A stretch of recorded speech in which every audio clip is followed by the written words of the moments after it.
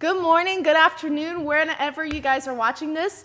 We are College Kids. Welcome back to College Kids Podcast, episode number 2. I know, oh my excited. gosh, so exciting. We did our first pilot episode last Monday, and we're recording this one today. We have some great stuff in store for you guys, but it should be super, super exciting. I'm excited. Yeah, me too. We have like so much good stuff to talk about. So first of all, we again just want to say a massive, massive thank you to all of our cast, crew, and members helping us out tonight. So we have Ben directing for all of us. Thank you, Tortellini. Ben Tortellini. We also have Joe Michaels, our professor, in there helping with everything. Dylan Lynn, who's also helping. We got Nick stage managing what's going on, and we just have a lot of other of our peers in the control room. So Yeah, go ahead. What? I'm sorry. Yeah, go ahead. You interrupted me. I'm sorry. It's fine. Apologies, guys. It's the Meredith Haddock show. I forgot. So, anything else that you want to talk about intro before? Like, what's going on in your life? Did you work today? Have you worked over the weekend? I worked over the weekend. Nice. Cool stuff. I'm a trainee at Chick-Fil-A, like a mentor. So I'm trying to train to become a team leader. Chicky.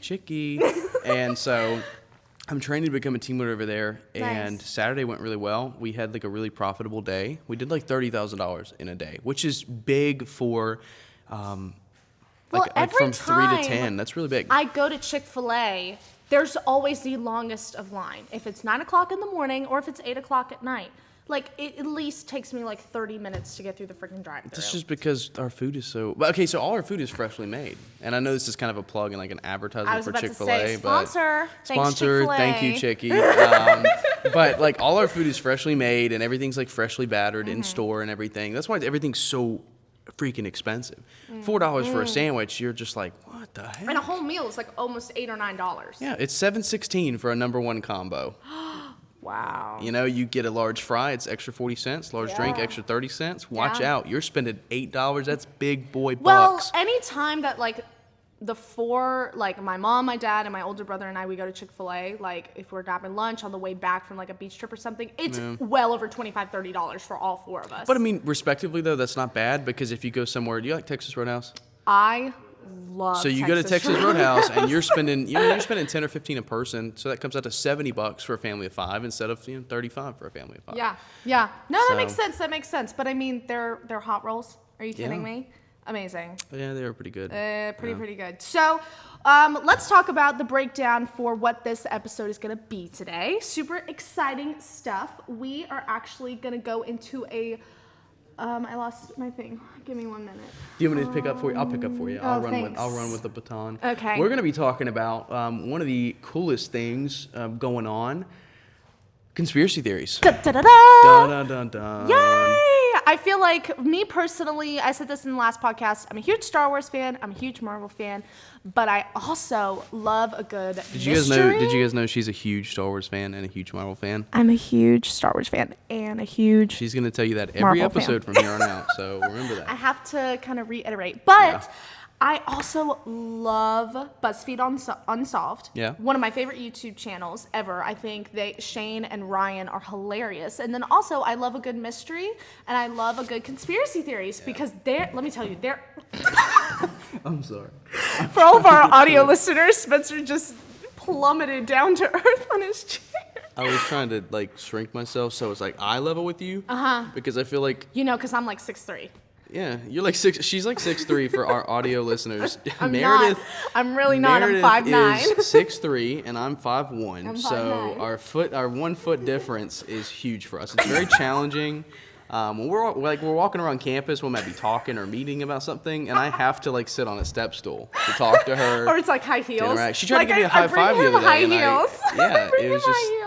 I have high heels on right now, actually. I just can't lift my legs up because I'm so short. They don't come up like above the table. But anyways. Oh Lord! But like we were anyways, saying. Back to BuzzFeed Unsolved. Yes. And that so stuff. I love mysteries. I love even though I love murder mysteries, I think they're so interesting, and I also love conspiracy theories. I think there are some wild conspiracy theories out there. So what we decided to do today is that I picked a pretty popular conspiracy theory. You did as well. We're going to talk about it. We're going to kind of pitch our idea to each other. We're going to try and convince each other that it's real. Exactly. And then we're going to see kind of the conclusion of what each other's opinion is. So without further ado, why don't you go first? Well, I'll start. Yes. Conspiracy theories are really cool. I've enjoyed looking at them and listening about them, but I usually think, like, this stuff is stupid and none of this exists. Like, and not real. aliens aren't real and all this other stuff. But I found this conspiracy. Some people call it the DIA. Some people call it the Denver International Airport. It is a huge conspiracy theory on the internet. Like, it has exploded in the past 10 years. So what is the deal with the Denver International Airport? This is going to be a lot in like 5 or 6 minutes. So for audio and video listeners, take your seatbelt and put it on because this is a lot. So we go back to the birth of the conspiracies. This international airport was under construction in 1995. And it was supposed to be like $2.8 billion. That's a lot of money. Okay. But get this. Instead of being completed in the mid-90s like it was supposed to be, the construction took a year and a half longer than it was planned to, okay? So maybe just people were lacking on the job? Well, maybe people were slacking and taking days off and stuff like that. Coffee breaks. But nobody really knows. And an additional $2 billion was added to the budget for the construction. Interesting. Okay, so let's say $2.8 billion to build this huge facility, right? Mm-hmm. They add $2 more billion. That's almost enough to build a second airport. So you're thinking, what is that other $2 billion for? Well, they got to include like a mall in there or something like that. Something, but we didn't, the public doesn't know. The public is just really sketched out about it. Interesting. And so like some public press releases and stuff like that over budgeting, a lot of them aren't clear. Mm-hmm. A lot of the information about this over budgeting and taking too long, it's just not clear anywhere. Okay. And so this is just sketchy to the entire community. And not to mention, the Stapleton Center or the Stapleton Airport was there where the Denver International Airport originally was. They completely demolished every aspect of that airport, which is kind of unnecessary because there were obviously some things that could have carried over. They could have saved a little bit of money by reusing a runway or something like that, but they didn't. And that's weird. Like, that's super weird. That's not right. That's sus. Yeah, that is a little sus. And so they built this new airport on top of the old one. Not to mention, this airport, the Denver International Airport, is bigger than the entire city of Manhattan. Oh my God. This thing is humongous. Like, this thing is massive. So how do you go, if you're a layover? Yeah. Okay. If it's the entire city. You have to rent cars and drive around in the airport. No way. I'm kidding. It was a joke. They do not drive cars inside the airport. I believed you because I'm sitting here thinking, I remember this one time. My mom and I had a layover, 3 hours or something, but the gate was on the other way side You've of been there. to the Denver airport? Okay, This was in Miami. But if it's the entire city of Manhattan, what happens if you get in one spot and you have to go all the way to the other side of the airport? I have no freaking clue. You got to rent a car. Yeah, exactly. Okay. So anyways, inside the airport, there's a ton of sketchy art and decorations. That's also weird. Sketchy. I'll actually show you and the video listeners here in just a second. Because people sketch. Well, that's okay. You're funny. So one of the biggest pieces is Blucifer. And yes, I've seen that. And that is a blue horse. I'll actually turn it around if the camera wants to. I know the camera can see that. But that's Blucifer, and for our audio listeners, just imagine a big, blue, nasty horse, okay? Oh my God, it has red eyes. And it's got fiery red neon eyes. It's plagued with symbols of disease and infection. And a lot of people think that this horse, this 9,000-pound statue outside the airport, is supposed to be a horseman of the apocalypse or a horse of the apocalypse. Also, this statue, Blucifer, fell on its creator and killed him back in 2008 or 2006, actually. So that's kind of sketchy, but that was also an accident. Yeah. He No, was just absolutely. he was careless, and his statue literally just fell He was on like, him. oh, I'm just going to put this up here. Nope, I'm dead. But I still believe like there's something going on with that. It also costed $300,000 To build That's that. expensive as balls. Like that's a lot of money. That's a... Anyways, back to the What's it camera. morning? Audio listeners, if you can't see this, I'm showing pictures. I swear to, I'm showing pictures, and there's art Drew, why inside. don't you get over here and get a zoom up of There's that? There art we go. inside the Denver airport of like dead children, Soviet soldiers like conquering the nation and killing kids and teachers and people, and burning buildings and animals going extinct. Like there is like some really weird art, and like for an American airport, why would you have this kind of stuff in there? Like Yeah. every airport has some kind of art exhibit or something to keep people, interested during layovers. You know, like the But this Orlando is just weird. airport has like a mural of Mickey Mouse. Yeah, but this is nowhere near Mickey Mouse. This is like dead kids, animals, Nazis. That's weird. That is weird. Not to mention, there's some other stuff with the construction that I'll get into in a minute, but a lot of people believe that the Illuminati and secret world leaders use this airport as a cover-up for a place where they hide out and they go during times of disaster. And there's symbolism from the Freemason symbol and the Illuminati period everywhere, all over this airport. A bunch of Freemason stuff I don't want to get into because I really don't know much about Freemason society. Okay. I just know they aim to be like perfectionist in their religion, their life, their home, their manlyhood, all that kind of stuff. Okay. So yeah, there's just a bunch of weird stuff there. And there's also secret bunkers underneath this airport that haven't been explained, haven't been talked about. But are proven to be there. There's a pretty strong evidence. There's some Like, pretty strong evidence. what kind of percentage are we talking Well, about? during the construction, there were 5 extra buildings that were built, right? And there were also there's also an entire underground baggage claiming system that they built and got all the way up to operation and decided they weren't going to use it and that it wasn't going to work out. Now that's weird. And so instead of repurposing this entire underground layer and doing anything with it, they filled it in with dirt and just completely demoed over it and filled it all over, and that was at the end of it. They probably spent, $500 million on that facility down there and then we're completely like, just got rid of it. Yeah, just kidding. Plus the 5 different buildings, they were deemed useless after they were built. So it was really weird. And they got all the way up to like operation. Yeah, like and then they were just actually- like, hey, we've already built this stuff, but we're going to go ahead and remove it because it doesn't make sense anymore. That's okay. sketchy. Yeah. Okay. And then there's also, people have also reported finding like false walls, ceilings, floors, and other like architectural anomalies all around the place. This is also a picture for people watching on the video. This is kind of a picture of the underground like baggage claim area and what it looks like. Go to the other camera. Yeah, let's go to There that we camera. go. So this weird. entire place was filled in, and you see this like level up here? Yeah. That's like ground level. So this is a solid 30 feet. It is a ton of room. That's okay. So it's very weird. Anyways, in conclusion, this place, like our podcast, is WACK. Whack. Yeah.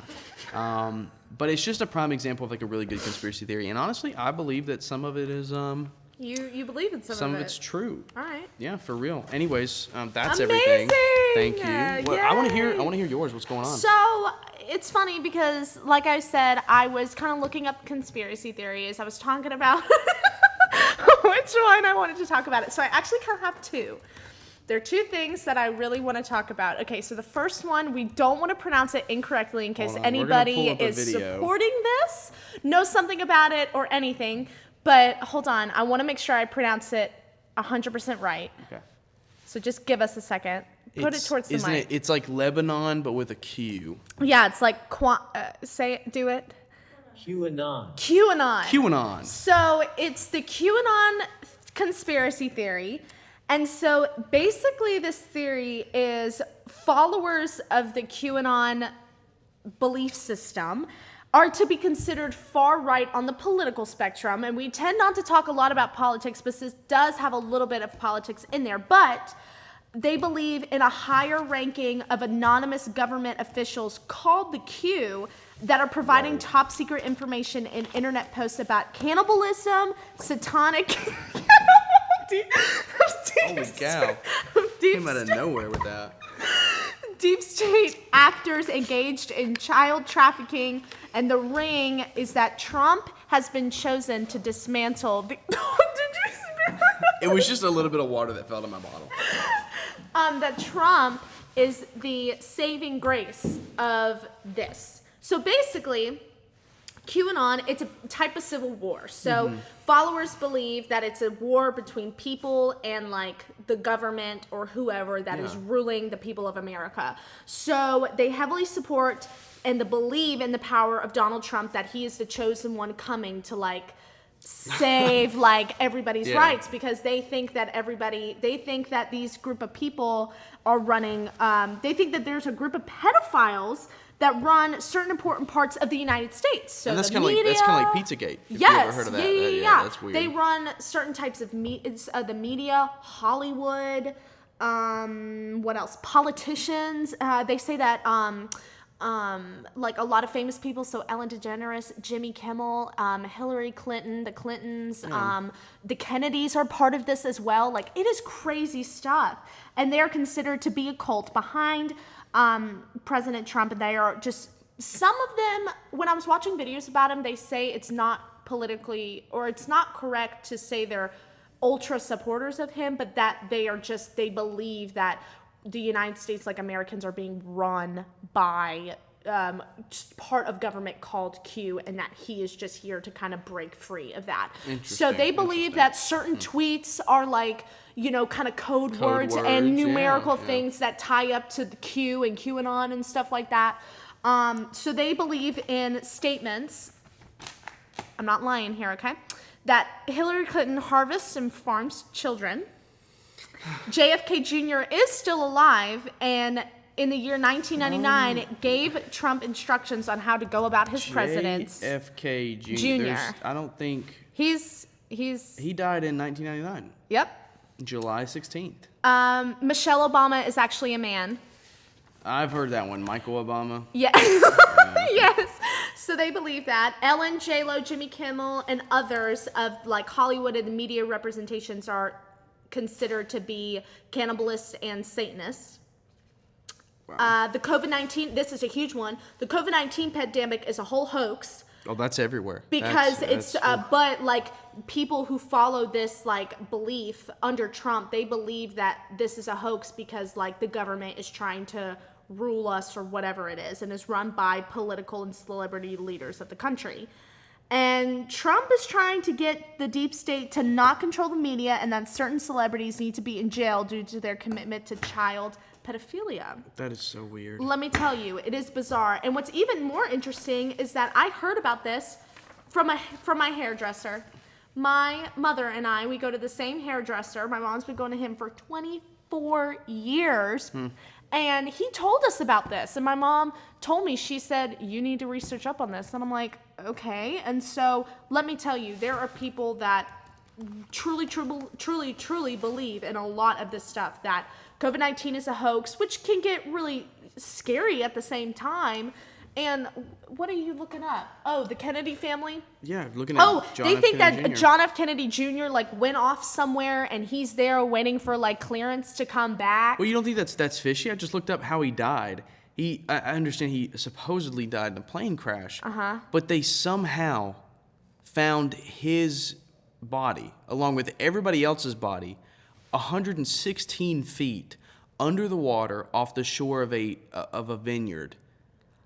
I didn't know that. How in the world they can't find all these other bodies that are lost in caves or lost out in the ocean or lost out offshore, but for some reason they can conveniently and coincidentally find all 8 bodies of the people that were on board this plane crash. Yes. Huh. Right? Exactly. Right? So this conspiracy theory has really become prominent nowadays, since COVID-19 is a really big thing and government is mandatoring mask wearing and social distancing, and it's basically, people believe that they're just controlling our lives and what we can and cannot do. And so it get really dangerous with people who do believe in it and people who don't, and it especially is coming up with the election coming up in just a few weeks. But every time we have an election, it's always theories. Just goes crazy. But this, I'm telling you, my hairdresser told me, he was talking to me about this, that he said that he found out about this in the 1970s. Like, this has been oncoming, like, before JFK was assassinated. Yeah, that's like, crazy. And all that kind of good stuff. So, now that we've talked a little bit about conspiracy theories, do you want to talk about how we feel about each other's? Or, like, if we're convinced, or... Personally, I think... I'm not even, I mean, you can think what you want about the Denver International Airport. Let me tell you, some of the stuff that you told me about the Denver International Airport is sketchy. Like the construction of it, what they chose to kind of leave out and leave in, just all that kind of stuff. But I've heard people go to the airport and it's fine. Yeah, but that's because they're like your average layman. By the way, how much time do we have? What time are we looking at right now? It's 7:27. What time do we start? What? I don't know, like 7? 7? I don't know. I have to talk about another thing, Nick, too. you know how long we're running right now? Nick. We started at 7. Okay. Oh, so we're 27 minutes in. Holy freaking crap. That went really That fast. went way too fast. But we'll also leave it up to the viewers. If you guys think that any of these are real or kind of pathetic, definitely let us know about it. If you want us to talk a little bit more about it, we can. But That's kind of crazy. I have another kind of interesting BuzzFeed Unsolved that I want to talk about. It's the disappearance of Dan Cooper. Dan Cooper. So anyway, as I was researching conspiracy theories, I came across this video and I thought it was just super fun to talk about and really interesting, and I feel like we should have this kind of segment. So all of this information came from BuzzFeed Unsolved or FBI.com. So Dan Cooper is considered the biggest mystery in FBI history, in U.S. history. So in the year 1971, November, what day was it? 24th, 1971, the day before Thanksgiving, a mysterious and unidentified man, or a mysterious man by the name of Dan Cooper, went to Northwest Orient Airlines in Portland, Oregon, and requested to pay a one-way ticket to go to Seattle, Washington. It is noted that he just paid $20 in cash. And Cooper seemed to be quiet by the flight attendants, around his mid-40s, 6 feet tall, and he ordered a bourbon and soda when he got on the plane. He was wearing a trench coat, a pin black tie from JCPenney.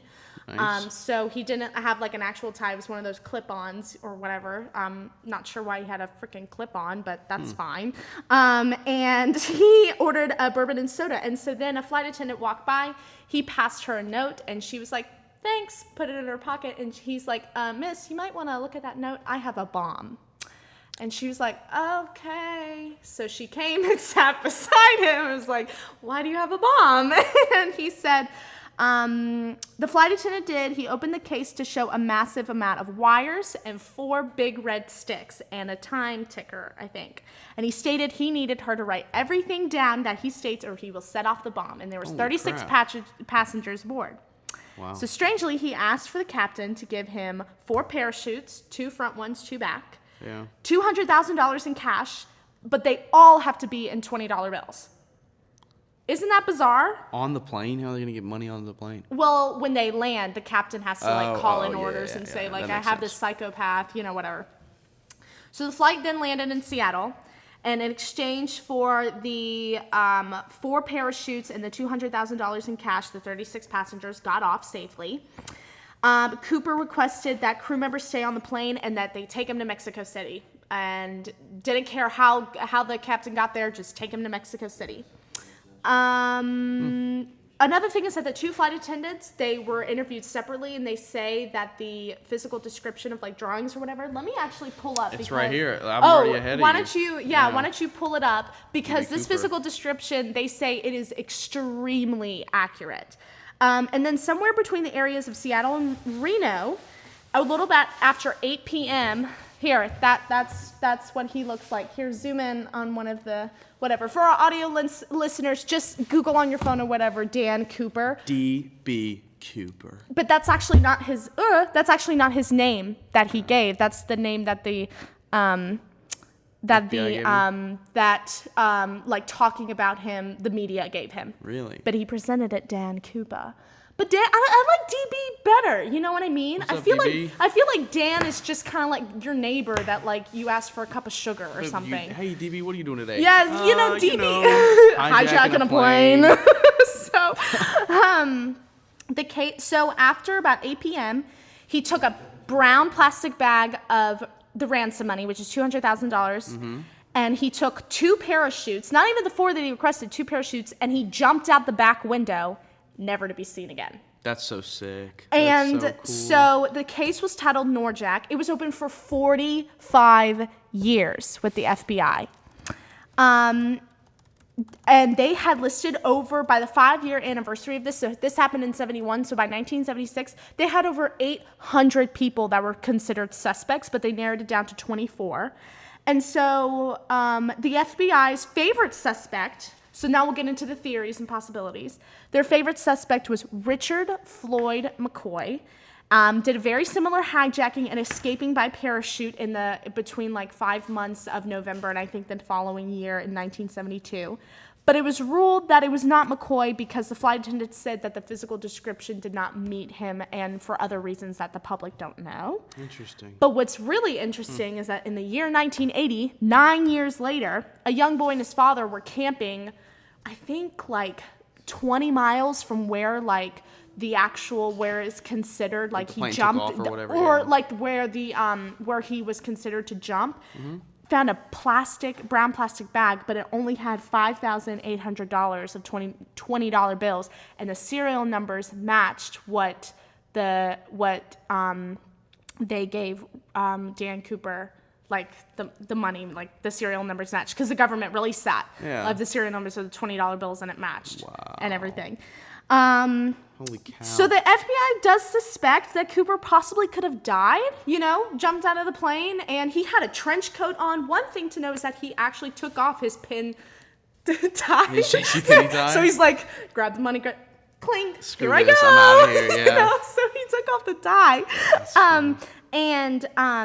So they like analyzed all for chemicals and stuff and found like a lot of rare things on his tie and everything. Interesting. But they think that the parachute he used was non-steerable. So like he just kind of went. The weather was really bad. So there was tons of clouds and rain and stuff like that. Went over a forest, and it's hard to believe because his body and the parachute were never found. Well, it says right here, it says that despite an extensive manhunt and protracted FBI investigation, the perp has never been located or identified. It remains the only unsolved case of air piracy in commercial aviation history. Well, what's funny is that they actually considered this case air piracy, but that only lasted for 5 years. Yeah. So they considered it was, what's the correct title? It's like a Hobbs case or something like that. I don't know what it's called. So that it could last longer, so that if he were to turn up or like if he were to be alive, like they could sentence him to jail or whatever. That's so weird. But what do you think happened to Dan Cooper? Oh, I think Dan Cooper is definitely real. DB Cooper is probably he's out there. 100% real. But I mean, like he's definitely still out there doing something. $200,000 goes a long way, especially with inflation. It's probably worth a couple million. And people say that there's no way that he could have done this with somebody because he gave a destination of Mexico City, but not a specific route to go. So when he jumped out of the plane, it was he just kind of jumped. Like he wasn't they didn't know like his actual route of where he was going to go. So I kind of think that there definitely was a little bit fishy to it, and that he definitely lived through that. Absolutely, for sure. And he's probably still alive today, honestly. You never it was know. Only the 70s, so he could definitely still be alive. It remains one of the biggest mysteries in today's U.S. FBI history. That's pretty cool.